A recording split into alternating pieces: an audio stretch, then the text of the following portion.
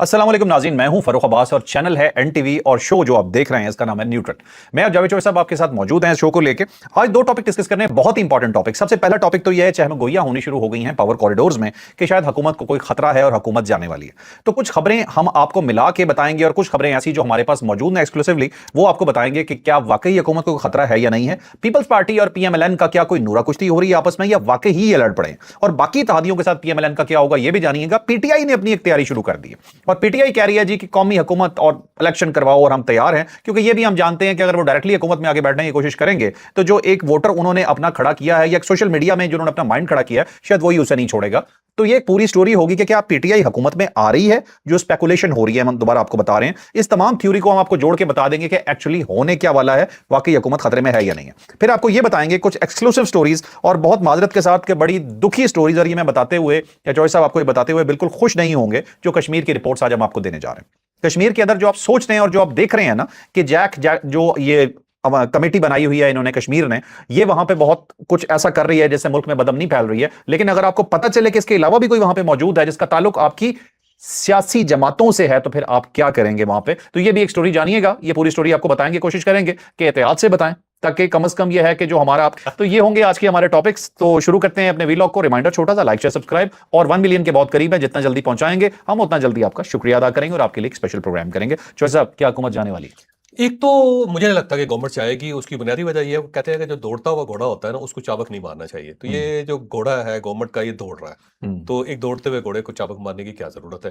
पहली बात तो ये है कि मियां शहबाज शरीफ साहब प्राइम मिनिस्टर हैं, और प्राइम मिनिस्टर भी वो फॉर्म 47 की वजह से है। और ये वो चीज़ है, ये वो हकीकत है जिसे उनके मुखालफिन भी मानते हैं और खुद भी वो तस्लीम करते हैं। यानी खुद गवर्नमेंट के लोग भी तस्लीम करते हैं। आप किसी एमएनए से पूछ लें, किसी एमपीए से पूछ लें, उसे कहें आप वाकई सही जीते हैं, तो वो दाएं बाएं देख के कहेगा बस अल्लाह की मेहरबानी। यानी उसे भी पता है इस चीज़ का। बल्कि बड़ा मज़ेदार वाक़या ये है कि एक साहब ने, मैं उनका नाम नहीं बताता, और राना सनाउल्लाह साहब को शिकायत की कि ये जो डिप्टी कमिश्नर है मेरी बात नहीं मानता। और ये पुरानी बात है, उस वक़्त राना साहब मशीर नहीं थे। पहली सही। बात तो उस वक़्त मशीर नहीं थे। तो उसने कहा, ये रावलपिंडी के एमपी हैं, उन्होंने कहा। तो उसपे जो जो राना सनाउल्लाह साहब हैं, उन्होंने उसे कहा कि शाह साहब, क्या आप ये समझते हैं कि आप वाक़ई जीते हुए हैं? अगर तो आप ये समझते हैं कि आप वाक़ई जीते हुए हैं, तो फिर बिल्कुल ठीक है, फिर तो डिप्टी कमिश्नर को आपकी बात माननी चाहिए। लेकिन जब डिप्टी कमिश्नर को भी पता है कि आप जीते हुए नहीं है, तो अब आप आराम से गुज़ारा करें। बल्कि राना सनाउल्लाह साहब को ही मैं एक और जगह उन्होंने कहा, अब ये डायरेक्ट मैंने नहीं सुना, पहली बात तो ये है, इनडायरेक्ट है। लेकिन जो बंदा है, वो रावी जो है ना, वो बड़ा मुस्तनद है। सही। तो मुस्तनद रावी ने उसे कहा कि देखें जी, जब इमरान खान साहब की गवर्नमेंट चली गई थी, तो उसमें हर सब लोग उनसे कह रहे थे नून लीग से कि आपको इस गिरती हुई इमारत के नीचे खड़ा होने की क्या ज़रूरत थी? तो खत्म हो रहे थे, जाने देते इनको। और आपने बिला वजह ये सारा बोझ इसका पाकिस्तान तहरीक-ए-इंसाफ के गंद का आपने उठा लिया। तो आप कितने अक्लमंद हो गए, क्योंकि आपकी ठीक-ठाक किस्म की उस वक़्त वज़ीर आई थी। आप ऊपर जा रहे थे, तमाम सर्वेज़ में आप बहुत बेहतर पोज़ीशन पे थे, और अल्टीमेटली आपकी गवर्नमेंट बन जानी थी। तो आपने क्यों इमरान खान को जाने दिया? आप कहते 6 महीने और रखे, और अवाम ने बाहर निकलना था, इमरान खान साहब को ठुड्डे मारने थे और पीटीआई को बहुत बुरा सलूक करना था उन्होंने। तो 6 महीने आप रुक जाते तो हालात मुख्तलिफ होते। तो आपको क्या ज़रूरत है 6 महीने जल्दी करने की? तो उस पे ना राना सनाउल्लाह साहब ने कहा कि भाई देखो, कि हम लोग जेल में थे, हम लोग जेल जा रहे थे, हमारे खिलाफ केस बन रहे थे, और हो सकता है डिस्क्वालीफाई हो जाते। तो डिस्क्वालिफिकेशन की सरहद से निकल के हम इक़्तिदार में दाखिल हुए, तो इससे बड़ी नेमत क्या हो सकती? अच्छा। तो वहाँ से फिर ये वापस पलटे। अब ये जो गवर्नमेंट के अंदर ये लोग हैं ना, इन सबको पता है कि हमारी खामियाँ क्या है, ठीक है? दूसरा, इनके पास अक्सरियत भी नहीं है। पाकिस्तान पीपल्स पार्टी को ज़बरदस्ती इनके साथ नत्थी किया हुआ है। फिर दाएँ-बाएँ जो पार्टीज़ हैं, उन सबको ला के एमक्यूएम है, फिर इस्तेकाम-ए-पाकिस्तान पार्टी है, कुछ आज़ाद लोग हैं, उन सबको इकट्ठा करके इनकी गवर्नमेंट बनाई हुई है। चौधरी साहब, वो तो तो ये रेज़िस्ट क्यों करेंगे? रेज़िस्ट इमरान कर ही खान नहीं की रहे। हुकूमत भी तो ऐसे ही बनाई गई थी। लेकिन इमरान खान रेज़िस्ट कर रहा था इसके बावजूद। इमरान खान ये समझ रहा था कि इनके पास कोई और ऑप्शन नहीं है। इमरान खान चढ़ गया था घोड़े पे। तो उसका ख़्याल ये था कि फ़ौज जो है मेरे बगैर चल नहीं सकती। अब इसकी मजबूरी है कि इन्होंने मुझे निभाना ही निभाना है। न सिर्फ़ मुझे निभाना है, मेरे 5 साल पूरे करवाने हैं, बल्कि अगले 5 साल के लिए भी इन्होंने मेरा बंदोबस्त करना है। कोई 10-12 साल का प्लान था। 10-12 साल का प्लान था, तो वो ओवर कॉन्फिडेंट हो गया था। उसका ख़्याल ये था कि इनके पास कोई ऑप्शन नहीं है, क्योंकि उन्होंने पाकिस्तान पीपल्स पार्टी को और पाकिस्तान मुस्लिम लीग नून को डिस्क्रेडिट कर दिया हुआ है, और ये फेस इनका बिल्कुल ख़त्म हो गया हुआ है। दूसरे, वो इनके दुश्मन हो गए हुए हैं। वो इनकी बात क्यों मानेंगे? मियां नवाज शरीफ क्यों ऐसा इक़्तिदार लेगा जिसके अंदर उसे दोबारा फ़ौज के कंधों पे चढ़ के आना पड़े? पीपल्स पार्टी क्यों इनकी बात मानेगी? और ये गलतफ़हमी थी उसको, गलतफ़हमी और से। इस गलतफ़हमी में मारा गया। अच्छा सर। इनको ये गलतफ़हमी नहीं है, याद रखना। अच्छा, ये क्लियर है। इनको कोई गलतफ़हमी, ठीक है। ये मुकम्मल तौर पे क्लियर है। इनको हम्म, पता है कि हमारे पास मैंडेट नहीं है। हम्म, और अभी फौरी तौर पे अगर हम इलेक्शन की तरफ जाते हैं तो हमारे पास मैंडेट नहीं हो सकता है अगले साल 1.5 साल के बाद पाकिस्तान मुस्लिम लीग नून इतनी पॉपुलर हो जाए कि इसका वोट बैंक भी डेवलप हो जाए, चौधरी उस वक्त तो साहब सोचा जा एक चीज सकता है। मुझे दो चीजें इनफैक्ट आपसे पूछनी 2018 के इलेक्शन के अंदर जो इलेक्शन हुआ था वो फेयर था, पीटीआई के लोग फेयरली जीते थे। नहीं फेयर था, पाकिस्तान के अंदर कोई फेयर इलेक्शन नहीं हुआ, बल्कि कहते हैं कि 1970 का इलेक्शन फेयर हुआ था जो याया खान ने करवाया था, नहीं वो भी फेयर नहीं था। अच्छा चलें, मुझे कोई फिर फेयर नहीं था, चीज फेयर बता दें। इलेक्शन आज तक हुआ ही नहीं पाकिस्तान में। 47 फॉर्म 47 की बात करते हैं तो पीटीआई फिर केपीके की हुकूमत क्यों एक्सेप्ट करती है? जब फॉर्म 47 का इल्जाम है इस हुकूमत पे, तो फिर ये हुकूमत केपी वाली क्यों ली है? वो ले ली ना जी, हुकूमत कौन छोड़ता है? कुछ ना कुछ तो है ना जी उनके पास। मतलब जो खुद को मिल रहा है तो खुद को कबूल मिला है, हाँ, वो 47 नहीं है। अगर ये फॉर्म 47 हो, फॉर्म 48 हो, 147 हो, हम्म। उसके जरिए अगर गवर्नमेंट मिलती हो तो सब गवर्नमेंट लेंगे। मौलाना फजलुर रहमान कहते हैं कि पीटीआई को सीटें दी गई, मेरे साथ धांधली हुई है। इन दोनों में बिल्कुल। सच कौन कह रहा मेरा ख्याल ये है कि खैबर पख्तूनख्वा में जो पीटीआई की गवर्नमेंट बनी वो ठीक बनी है। उनके पास था मैंडेट, है? इसमें कोई शक नहीं। उनके पास सीटें थी। लेकिन अब वो कहते हैं ना कि द्रोह बर गर्दन रावी, हम्म, कि जो रवायत करने वाला बंदा है, अगर उसने गलत बोला है, झूठ बोला है, तो उसका गुनाह उसके सर जाएगा। हम्म, अब ये कुछ लोग कहते हैं जी कि इलेक्शन से पहले उन्होंने एस्टेब्लिशमेंट से रब्ता किया मौलाना फजलुर रहमान साहब ने, उन्होंने कहा जी कि आप हमारी सपोर्ट करें। तो उन्हें कहा गया कि जी सपोर्ट की क्या ज़रूरत है, आप इतने पॉपुलर लोग हैं, आप खुद ही सीटें ले लेंगे, कोई मसला ही नहीं है। तो हम्म, ये तो बड़ी ज़्यादती है जमहूरियत के साथ कि हम आपके लिए आपकी मदद करें, और आप इस्लामी एक पार्टी हैं, हाँ, हाँ, इस्लामी जमहूरी पार्टी हैं, पॉपुलर बहुत ज़्यादा है, आपको इलेक्शन लड़ना चाहिए, आपके साथ फेयर होगा। उस हम्म। फेयर में वो बहुत ज़्यादा सीटें हासिल नहीं कर सके, उस चलें, वजह से नाराज़ हो गए। उस लेकिन फिर ये केपी में डिलीवर क्यों नहीं कर पा रहे? प्रॉब्लम क्या है? उसकी वजह ये है कि इमरान खान साहब का सबसे बड़ा मसला ये है कि वो एक नालायक आदमी को हमेशा इक़्तिदार में ले आते हैं, जो नातजुर्बाकार भी है और नालायक भी है, कमज़ोर भी है, हम्म, जिसका अपना धड़ा ना हो। और हर जगह पे उन्होंने यही किया।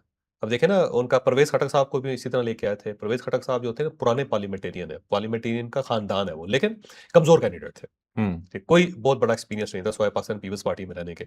महमूद खान देख लें, हम्म, उस्मान बुज़दार देख लें, उसके बाद जो गंडापुर साहब देख लें। गंडापुर हम्म, साहब जो थे उनकी बिल्कुल पॉपुलैरिटी ज़ीरो थी और लोग उनको पसंद नहीं करते थे। हम्म, इसके बावजूद वो तो बेहतर डिलीवर कर गए। हम्म, अच्छा, उसके बाद जो ये लेके आए इनको मौजूदा साहब को, हम्म। तो ये कौन साहब है? सुहेल अफरीदी सोहेल साहब। आफरीदी। तो सुहेल अफरीदी साहब जो है ना, इनकी कोई बैकिंग नहीं है, ना ख़ानदानी है, ना इनकी वहाँ पे वोट बैंक है, ना इनकी पार्टी के अंदर है। पार्टी के लोग इनको नहीं जानते थे।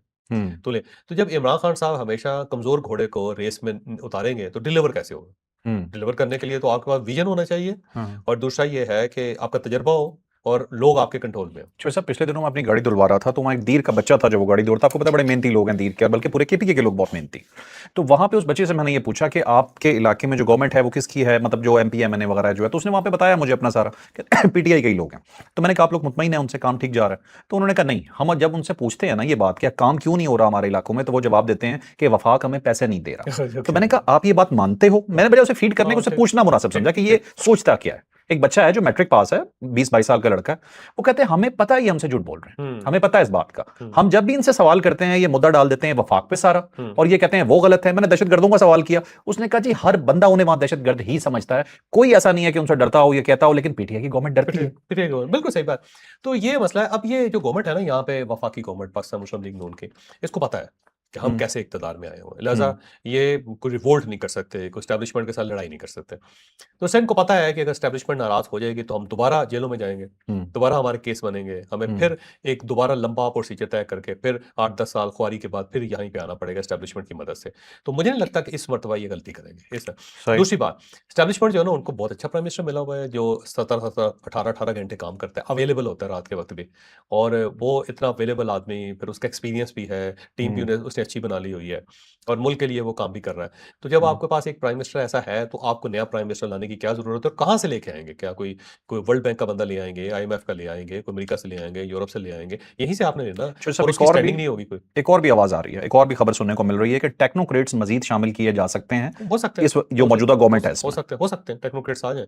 लेकिन जो हम्म, पहले टेक्नोक्रेट्स हैं उन्होंने क्या डिलीवर किया? देखिए हम्म, ना, सबसे बड़ा जो थे ना वो वज़ीर ख़ज़ाना है ना, हम्म, तो वज़ीर ख़ज़ाना के ऊपर ये एतराज़ है कि वो कुछ एतराज। डिलीवर नहीं कर सके। हम्म, तो आप और टेक्नोक्रेट्स कहाँ से लेके आएँगे? उसके मुकाबले में इसहाक डार साहब की परफ़ॉर्मेंस बहुत अच्छी है। जब वो वज़ीर ख़ज़ाना रहे हैं तब भी परफ़ॉर्म अच्छा किया हम्म, उन्होंने, और उसके बाद जब वो वज़ीर ख़ारिजा तब भी अच्छा परफ़ॉर्म कर रहे हैं। डॉलर को रोक के रखा था डॉलर उन्होंने। को रोक के रखा हुआ था। हम्म, 2-3 मर्तबा उन्होंने मुल्क को डिफ़ॉल्ट करने से बचाया। हम्म, तो ये जो चीज़ें हैं ना, इस चीज़ को ज़हन में रखना चाहिए। तो मेरा नहीं ख़्याल कि एस्टेब्लिशमेंट भी चाहे कि ये गवर्नमेंट जाए। हम्म, दूसरी वजह ये है कि एस्टेब्लिशमेंट की जो इस वक़्त इन्वॉल्वमेंट है वो मुल्क से बाहर बहुत ज़्यादा है। हम्म, अब देखें ना कुवैत के साथ दफ़ाई मुआहिदा हुआ है, सऊदी अरब के साथ हुआ है, अमेरिका और ईरान का जो इशू है वो आपके सामने है, जंग फैलती जा रही है। उसके साथ-साथ सरहदों के ऊपर देख लें, जो अफ़गानिस्तान के साथ मामला है, जो ईरान की सरहद है, उसके साथ जो है इंडिया की सरहद है, दहशतगर्दी की जंग है।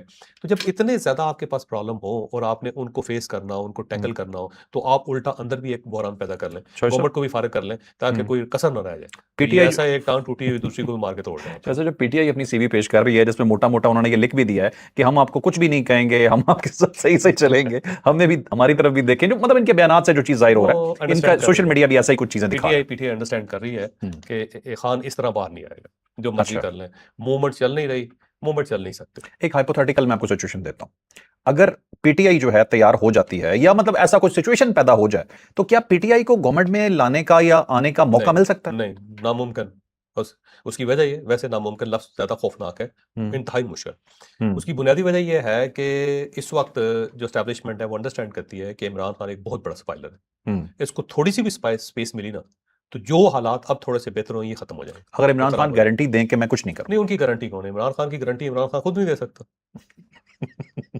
इमरान खान की गारंटी कौन ना देगा? ठीक वो है। एस्टेब्लिशमेंट इस नतीजे पे पहुँच चुकी है कि हुँ। इनसे बात करने का कोई फ़ायदा नहीं है। तो जो नुकसान ही नुकसान। पीपल्स पार्टी और पीएमएलएन जो गुत्थम-गुत्था हुए हैं, ये क्या है? वो आज़ाद कश्मीर के इलेक्शंस की वजह से, जो ये इलेक्शन खत्म हो जाएँगे, दोबारा ये गुत्थम-गुत्था खत्म हो जाएगा। ठीक हो जाएगा? हाँ, हाँ, दोबारा ठीक हो और ये जाएगा। जो दोनों पुरानी तनख्वाहों पे काम करेंगे सर। मोहसिन नकवी साहब के मुतालिक अब हो ये रहा है कि जो वफाकी वुज़रा हैं, वो बयान भी दे रहे हैं। पहले ये कहते हैं कि नहीं उन्होंने जो कहा है वो बात तो ठीक है, लेकिन वो ये क्यों नहीं कहते? वो क्यों नहीं कहते? मतलब वुज़रा को लगा बहुत बुरा है, हुँ। ठीक है? हुकूमत को बहुत बुरी लगी है ये बात, सही है। लेकिन खुल के कह नहीं पा रहे। तो ये सिचुएशन अगर क्रिएट होती है वो सूबों वाली, मोहसिन तब नकवी क्या साहब को होगा? नाराज़ नहीं करना चाहते। एक तो वज़ीर दाखिला हैं, हुँ, सबके वज़ारत दाखिला के अंदर काम फँसे होते हैं। और हुँ, दूसरा ये, उन सबका ख़्याल ये है कि रावलपिंडी से इनका ताल्लुक एस्टेब्लिशमेंट के साथ, इनकी गहरी दोस्ती और बात ठीक भी है। हुँ, तो इनको नाराज़ करने का मतलब एस्टेब्लिशमेंट को नाराज़ करने का। हुँ, तीसरा, इनको सबका ख़्याल ये है कि ये जो ख़्यालात हैं मोहसिन नकवी के अपने नहीं हैं। हुँ, मोहसिन नकवी के अंदर इतनी जुर्रत नहीं है कि वो हुँ, ये बात कर सके, ये उधर से आए हुए हैं ख़्यालात। हुँ, और उसके अंदर उन्होंने ज़िक्र भी किया अपनी तकरीर के अंदर कि एक बहुत आला शख्सियत थी, तो उनके सामने हमने कहा कि सूबे होने चाहिए, उन्होंने कहा 28 होने चाहिए, हुँ, है ना? बिल्कुल वही है। तो उससे ये थोड़े से ख़ाइफ़ भी हैं सारे मिनिस्टर। तो खुल के तनकीद नहीं करते कि कहीं ऐसा ना हो कि हम अड़ंगी में आ जाएँ और हम फ़ारिग हो जाएँ, या हमारा जो रिज़ल्ट है वो खुल जाए। इलेक्शन कमीशन से कहें जी इनका रिज़ल्ट निकाल लेना ज़रा। शोएब साहब जितने जो सूबे बनाने वाली बात आपको पता है इससे पहले नहर बनाने की बात हुई थी सिंध ने बहुत ज्यादा तनकीद की थी हालांकि पहले जरदारी साहब मान गए थे मान गए। उसके बाद तनकीद हुई और सब कुछ खत्म हो गया बैक ऑफ हो गया कहा जा रहा है कि बैक प्लान ये भी है कि ये जो बड़े सूबों की ब्लैकमेलिंग है कि ये भी नहीं करने देंगे वो भी नहीं करने देंगे उसके बाद वफाक के पास बजट तक बनाने के लिए पैसे नहीं होते तो ये अगर तमाम सूबे बना दिए जाते हैं 18वीं तरमीम रिवर्स हो जाएगी ना। हाँ, तो रिवर्स हो जाएगी उसके अंदर जो जिस तरह सूबों का शेयर जाता था बड़ा बड़ा वो नहीं जाएगा और वफाक जरा मजबूत सवाल हो ये है कि जाएगा बनाएँगे कैसे आप? असल मसला ये है कि ख्वाहिश है ना, हम्म हमारी ख्वाहिश ये है कि हम इस्लामाबाद से वाशिंगटन तक एक सड़क होनी चाहिए जिसके ऊपर हम गाड़ी पे बैठें और यहाँ से गाड़ी पे वहाँ चले जाएँ, ख्वाहिश है ना? हम्म हैं? या एक सड़क होनी चाहिए जो मून के ऊपर लैंड कर दे, ख्वाहिश है ना? हम्म सर मसला ख्वाहिश का नहीं है, मसला ये है कि आप करेंगे कैसे? हम्म करने के लिए आपके पास मैकेनिज़्म होना चाहिए। 2 हम्म तरीके हैं करने के, एक मार्शल लॉ लगा दें आप, हम्म मार्शल लॉ लगा के इनको सस्पेंड करके आप बेशक जितने मर्ज़ी सूबे बनाएँ और उसके बाद दोबारा असेंबली बना के उससे आप वैलिडेट करवा लें। अच्छा ठीक है? जैसे एलएफओज़ होते रहे और उसके हम्म बाद ये होता रहा, आइन का हिस्सा बनता गया। कोई ना कोई तरमीम करके जो लीगल उसको फ्रेमवर्क ऑर्डर मुशर्रफ ने किया था सारे उससे पहले हम्म ये नहीं, जब भी मार्शल लॉ लगा है तो हम्म एलएफओज़ हुए हैं ना, उसको ठीक है बाद में फिर लीगल फ्रेमवर्क में रखा गया उसको। हम्म अच्छा, अब दूसरा ऑप्शन ये है कि आपको नया आइन बनाना पड़ेगा। इस हम्म आइन के अंदर तो गुंजाइश नहीं। इस आइन के अंदर तो इतनी गुंजाइश नहीं है कि आप गिलगित-बल्तिस्तान को 5वां सूबा डिक्लेयर कर सकें। तरमीम नहीं हो सकती तरमीम नहीं हो सकता। ये बुनियादी इकाई है, हम्म बुनियाद है इस जो हमारा हम्म आइन है उसकी। ठीक है आप उसकी वायलेशन नहीं कर सकते। और ये सिर्फ मसलन तभी इस्लामी जमहूरिया पाकिस्तान नाम आइन ने दिया है। इस नाम को बदलने के लिए आपको आइन बदलना पड़ेगा। मतलब ये सिर्फ तब पॉसिबल है जब पीटीआई समेत तमाम जमातें इस पे एग्री हों एग्री करें, सब कंसेंसस हो हम्म और जाके आप जो है ना एक नया ड्राफ्ट बना लें आइन का। पिछला सस्पेंड कर दें हम्म 1973 का और 2027 का नया आइन लें। आपको ये होता हो इसका मतलब नजर नहीं आ नहीं, रहा नहीं, बिल्कुल नहीं। कुछ और अरेंजमेंट्स हो सकते हैं, और हम्म अरेंजमेंट्स ये हो सकते हैं कि आप जो डिवीज़न्स हैं उनको मज़ीद अख्तियारात दे दें। हम्म और ये भी हो सकता है कि बल्दियाती इलेक्शन करवाएँ, प्रॉपर बल्दियाती इलेक्शन करवाएँ और जो हम्म डेवोल्यूशन है वो करें आप। जो सही है पावर है उसको नीचे तक लेके जाएँ आप, हम्म ठीक है? और ये हो सकता है, और उसके लिए आपको नून लीग के साथ नाराज़गी मूल लेनी पड़ेगी, पीपल्स पार्टी के साथ भी लेनी पड़ेगी तो और ये पीटीआई के साथ भी। पीटीआई के साथ पहले ही आप नाराज़ हैं। ठीक है वैसे जो साहब एक बात अगर आप देखें ना तो पीएमएलएन के पास पंजाब है पीपल्स पार्टी के पास सिंध है ये दोनों वो जमातें हैं जिन्हें सूबे बनने से सबसे ज्यादा हर्ट हो सकती हैं, नुकसान है। नुकसान है। पीटीआई वो जमात है जिससे कोई नुकसान नहीं नहीं, वहां पे है ना खैबर पख्तून। नहीं, खैबर पख्तूनख्वा में इनका वोट स्कैटर्ड है।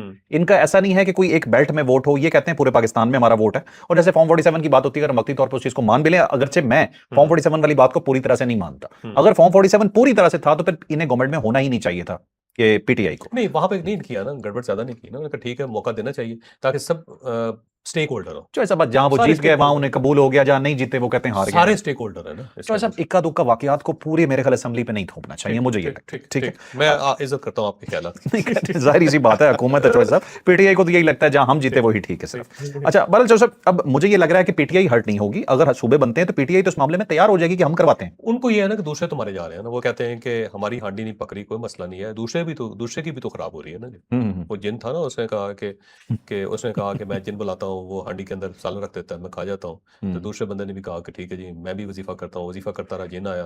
तो उसने कहा कि क्या तुम्हें हांडी के अंदर भी खाना चाहिए रोज? उसने कहा नहीं मुझे नहीं चाहिए, दूसरे की तोड़ दे, हमसाये की तोड़ जाकर। तो उन्होंने कहा जी हमें इक़्तिदार का कोई मसला नहीं पीटीआई कहती हमारे पास आए ना, दूसरों की जानी दूसरों को चाहिए। जानी चाहिए। इनके सूबे जो है छोटे छोटे करो। मतलब ये जो गाड़ी में गाना बजा रहे हैं ऊंचा ऊंचा के सानू विलाय चल नालवे बाऊ सोनी गड़ी वाले, वो नहीं सुना जा रहा। नहीं मुश्किल, वो इंतहाई मुश्किल है। ठीक है, दोनों में से एक ही चलेगा, एक ही बचेगा। ठीक है चौधरी साहब, आज काफी खुल के गुफ्तगू हो गई है बस चीजों में। चलें अब चौधरी साहब, हमारे पास दूसरा टॉपिक है कश्मीर के हवाले से, आपके पास एक डिटेल रिपोर्ट इस पे अब मौजूद देखिए, है, आज वो इलेक्शन बताइए। हुए हैं और इलेक्शन आए रहे, उसकी रिपोर्टें भी बहुत अच्छी नहीं हुई, पर आप जो है ना तशद्दुद के वाकयात भी होने शुरू हो गए। कहीं जो पोलिंग स्टेशन है उनके अंदर गड़बड़ हुई, पाकिस्तान पीपल्स पार्टी शोर मचा रही है। अच्छा भला फटा पड़ा हुआ है, सारा ठीक ठाक किस्म का फटा पड़ा हुआ है। अब ये जो फटा तो है ना, अगले वीलॉग के अंदर हम पूरी डिटेल बताएंगे, लेकिन यहाँ पे जो एलिमेंट है ना, पहले था एक्शन कमेटी का मसला, ठीक है ना, जैक का। जैक का। लेकिन अब पाकिस्तान पीपल्स पार्टी उसके अंदर शामिल हो गई है। पाकिस्तान पीपल्स पार्टी ने वाकई वहां पे इंतहा की है। ज़िया नज्जार साहब जो है होम मिनिस्टर है, उनके बाद सिंध के सरकारी गाड़ियां लेके पहुंचे वहां पे। और पहले तो उनकी गाड़ियां कोटली के अंदर थी, वो पुलिस ने वो पकड़ ली, रोक ली। उसके बाद कल रात जो थी ना, देर तक वहां पे कोहाला के ऊपर 8 गाड़ियां थी इनकी, जिसके अंदर सिंध पुलिस भी थी, साथ इनके अपने मुसल्ला गार्ड्स भी थे, और उनको रोक लिया पुलिस ने। बहुत शोर किया इन्होंने। तो वहां पे पुलिस ने गाड़ियां रोक ली उनकी, और उसके अंदर सिंध पुलिस भी थी, मुसल्ला लोग थे। और उसके बाद उन्होंने कहा जी खबरदार आप लोग अंदर दाखिल हुए। लेकिन ज़िया चौधरी साहब साहब ने एक वहाँ एक पे बड़ा शोर शराबा किया, उन्होंने कहा कि ये होगा, उन्होंने गारंटी भी दी कि किसी किस्म का कोई मसला नहीं। लेकिन आज़ाद कश्मीर की पुलिस सीधी हो गई, उसने कहा जी हम फाइट कर देंगे। तो वहां पे फटा पड़ गया। और अच्छा, इसके साथ साथ कोटली के अंदर जहां जहां से हारे हैं पाकिस्तान पीपल्स पार्टी के लोग, इन्होंने जैक को सपोर्ट करना शुरू कर दिया वहां पे, और खुद इन्होंने यहाँ पे एहतजाज करना शुरू कर दिया, और उसके बाद ये मसला फैलता चला जैक गया। के साथ मिलके जैक के साथ मिलके तो नहीं, लेकिन अगर फर्ज करें आप कर रहे हैं, साथ जैक भी कर रही है, तो डबल हो जाएगा ना जी। लोगों को तो यही लगेगा ना कि जैक ही कर रही है, वो वो तादाद ज्यादा वो तो नजर इकट्ठा हो आएगी। जाएगा ना। इसके लेकिन साथ साथ एक और बंदा है जो सिंध से हाँ, अंदर आया, एमपीए, मैं उसका नाम नहीं बताना चाह रहा। हाँ, हाँ, तो वो 100 बंदे लेके आए थे जी वहाँ पे, जिनके पास लाठियां भी थी, राइफलें भी थी, और वो आके ठीक ठाक किस्म का फसाद करने लगे।